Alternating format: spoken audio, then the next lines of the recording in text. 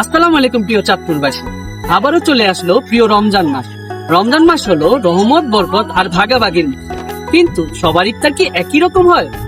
আমরা যখন পরিবারের সাথে টেবিলে বসে ইফতারটি সম্পন্ন করি, তখন হয়তো কোনো রিক্সা চালক পথের ধারে শুকনো মুড়ি ও চিড়ার মাধ্যমে ইফতারটি সম্পূর্ণ করে। আবার হয়তোবা কেউ তাকিয়ে থাকে। এই পার্থক্যটা কমাতেই কাজ করছে পূর্ণ। গত 3 বছর ধরে আপনাদের ভালোবাসা ও সহযোগিতায় আমরা শ্রমজীবী ও পথচারী মানুষের জন্য মাসব্যাপী ইফতার আয়োজন করেছি। এবারও শুরু হতে যাচ্ছে মাসব্যাপী ইফতার আয়োজন, অর্থাৎ প্রজেক্ট রমজান 2026। একটি ইফতার ভাগাভাগি মানে শুধু খাবার ভাগাভাগি, এটি এক টুকরো ভালোবাসা, এক টুকরো যত্ন এবং এক টুকরো সম্মানের প্রতীক। আপনার একটি ছোট্ট অনুদানই পারে একজন মানুষের এক বেলার স্বস্তি দিতে।